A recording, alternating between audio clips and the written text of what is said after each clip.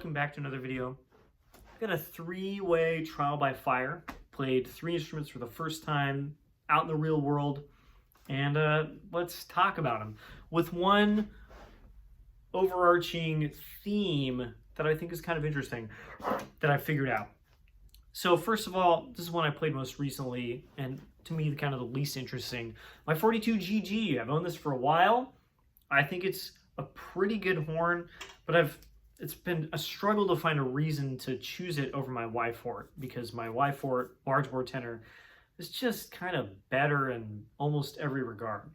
And so I have a bunch of different slides I can use, a bunch of different mouthpieces, and I spent like a day going, all right, I'm gonna find the right setup where this isn't just an absolute chore to play. The LT slide I have, so single bore 547, but nickel tubes, just actually ended up being the wrong choice. I was a little surprised. Usually those go well with gold bells, but it just ended up making the slot like a little too loosey-goosey, so I gave up using my 42 Corp slide, obviously regular weight, kind of my smallest Greg Black 3G 5G DL 277. There we go. See all that nice and quickly. Not like a small mouthpiece, but the smallest one that I have from the Greg Black family. This has the Ultra valve, which is a ridiculously good valve. It's so good in the low register.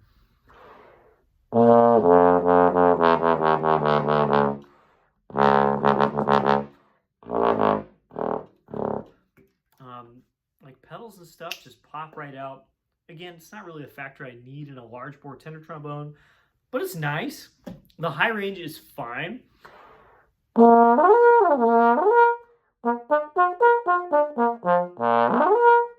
And if you play with, and this is the theme for today, enough corner engagement, the horn really lights up, gets much more efficient, is more fun to play, makes a real sound. And that's kind of where I got to. I was like, oh, if I just play correctly, this horn really works. But I have to play really correctly. It's like always at 90%. With my Y-Fort, honestly, a lot of my other trombones, there's a lot of situations where I can just kind of chillax and just kind of like blow, think about the music, and good stuff comes out. Not the case with this. I really have to constantly just be like, engage, engage, engage. And when I do that, it plays loud, it plays soft, it plays high, it plays low. And I really enjoy that Bach, like beefy color it gets from a regular weight gold bell. I was playing second trombone. It felt really good. I enjoyed that a lot. But again, took a lot of engagement. So let's talk about two horns that take a lot less. I have here two closed wrap medium bore trombones with yellow bells and kind of some other similarities, but mainly that. And they're both 8 inches, I guess. This is a 78H special, 522 bore, 36B in 525. And I've had these for a while. I think they're just so neat. I've owned, I think, 7 or 8 medium bores at this point, but I also never use them. I've owned a couple 607s, King 607, 608s, and I've used those for musicals, and they were like the right choice, but I just don't play musicals that often. It's not really worth owning like 4 different trombones just for musicals. I don't do that. And so I've had these for a while, and I love them. Like, I'll get them out to practice, and I'm like, wow, what an amazing like color and response and all this stuff. And then I put it away, and I go back to playing bass or my small bores or whatever. But that's largely colored on my experience in the past trying to use these at work, where I use a small bore F attachment instrument 2 days a week, every week. I've tried it in the past with a 36, and I was just like, wow, way too much work. It obviously doesn't have any color in the sound until I play like really, really loud, and then it's too diffuse, and I didn't really like it. That was a different 36. I think it probably wasn't as good. I was also much worse as a player, so things have changed, and I was like, you know what? I'm getting kind of bored. Let's try these out. And so I took this one day, and I took this the next day, and I was kind of blown away. 78H, this looks a lot like an 88H, right? They're only 10 apart, model number wise. This is nothing like an 88H, even though it shares, I think, largely this slide width. It's got bronze tubes, nickel crook, just like an 88H. Obviously, it's a yellow bell instead of red, like an 88H. This looks a lot like one kind of everywhere, and it is not the same at all. The valve tubing is 530 instead of 562, so way smaller. The tuning slide looks like it would be the same. It's not. I have an 88H compatible tuning slide, and they are completely different. Top and bottom tubes, the crook, everything. The bell, way smaller through here, and of course it only ends in 8 inches instead of 8.5. So it looks like a baby 88H, but it is just a totally different instrument, unlike Bach 36, which is literally just a Bach 42, but tiny bit smaller in the bell and the slide. So don't get confused when you see one of these. It's not just like a kind of useless 88H. It's a completely different instrument that is very good. I really, really enjoyed how it played. It's just kind of simple. It sounds good, and it's not hard.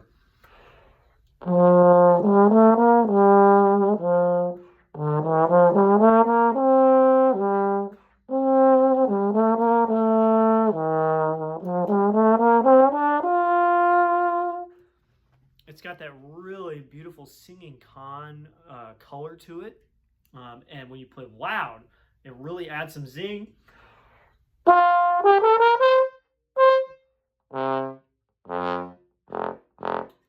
Low range is good. It really honks. This is my Doug Elliott D cup, which is not very big, smaller than like a 6.5 AL depth-wise, and it really just makes the horn light up, and it's, again, so easy. And that was kind of the name of the game. I usually play a 500 bore Yamaha, my 852, which is very easy to play. It's got a really even F attachment. It plays so well down there. But I think this might just be better. The next day, played my 36B, which, again, I've played a fair amount at home in practice because I think it's neat. And I was expecting it to be a lot worse than the 78H. And in a couple respects, it is a little worse, but overall, it's still really good too.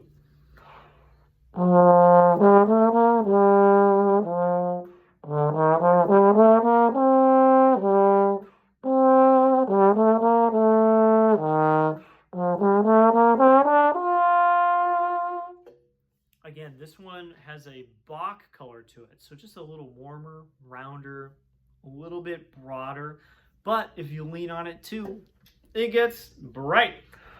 And it's a little freer of a blow. The slots are a little less defined. There's a lot of like kind of loosey-goosiness there in comparison to the 78H, which is a little more tight. I can hear like I can hear all those slots and feel them on the face. That said, they're both really good, and I was just kind of blown away at like how easy they were and how little physical effort they were to play based on what I thought. I just had it in my head, oh, 36, it's just going to be a chore. It's so heavy. It's going to take so much more air, and it just kind of wasn't. It is heavier. I probably wouldn't choose it to play all the time, but the 78H is really not that heavy. There's just not a lot of meat back here, and it sounded great. The big surprise I had is that we got recorded. We just randomly do at work, and I watched one of them, and I realized that this thing is loud, like way louder than I thought it was behind the bell. On the these two instruments, even though they look very similar, the bells are in radically different positions. Right now, both slides are on the ground, and if I lift them up just a little bit, there we go. They're like an inch apart. The 36 bell is really close to the face, and the 78H bell is really far away. And that means you get less feedback because the bell's literally just farther away from you. You know what's going on, like you're like, oh, I hear some sizzle in the sound. I know that I'm in tune, blah, blah, blah. But I heard a recording and I was like, oh my God, it is loud. It is just projecting right through the ensemble in a way that I have not found with my 3Bs or my Yamaha 852. I love those horns, but I always felt like I was getting a little covered up. And if I wanted to get through the ensemble, I had to put in a ton of work. And this one I can just like ease all the way off the gas almost, and it still just fills out the sound and sounds amazing. Again, the big factor that I've noticed playing these three instruments over the last few days is how little work medium bores are compared to large bores. It's crazy how little I have to do at the face, literally just talking about like engaging the corners and using air, how little I have to do to play this instrument.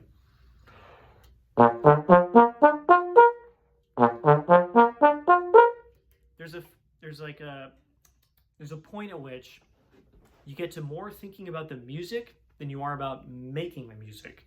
And these medium bores get there way faster for me, because large bore is my worst double by far. They get there way faster than something like this.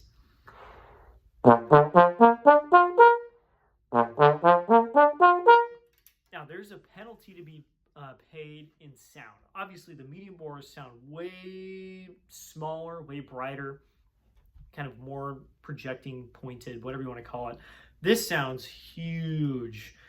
It really does have a good sound, but the penalty for that sound is crazy. If I let off of this at all, if I just play relaxed,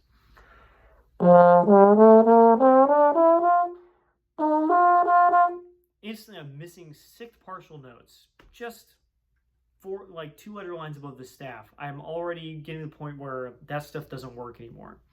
I really have to think, these guys, engage. There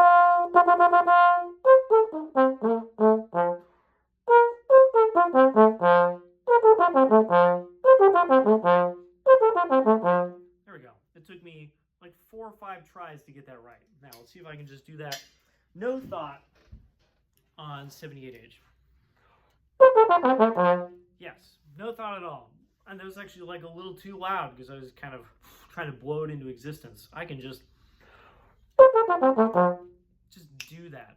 And that's kind of the point I have today, is that's why large bore is my worst double. I'm to the point on bass, which seems like it would be more difficult, right? It's a larger instrument. That's really home base to me. I'm just used to it. I play it a lot. I don't have to think about it quite so much. The smaller horns, even 525, which is not that different from 547, all of those, as we get smaller, they just get easier and easier. And I have a lot of fun playing them, because it just, that physical aspect of playing is kind of set aside. You can just kind of just play. Whatever is in your head can kind of come out. I can see why jazz players, they kind of want to take that part out and just be like, I want to play crazy jazz licks and not have to think, doing all this stuff. And I can see why large bore tenor has been my nemesis for so long, because it does take so much thought into that physical aspect of playing. Now, I'm going to practice this a bunch and see if I can get to the point where I don't have to think about it all the time. But I do think it's really interesting. I've kind of made that discovery. As I played this last night, it was a blast because I was really thinking engagement all the time. I could play really loud stuff and not just waste my air. I could still play really soft and like make every entrance like nice and clear.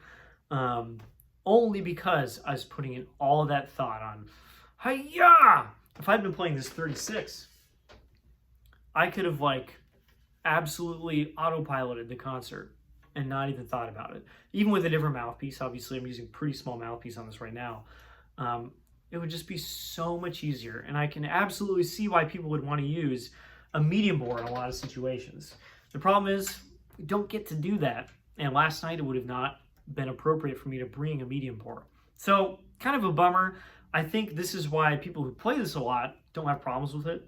And they can bring that engagement to other instruments maybe. But it's why for a lot of us, the large bore is just the most difficult double And I would love for that not to be the case. That's all I got for today. See you all in the next video. Bye-bye.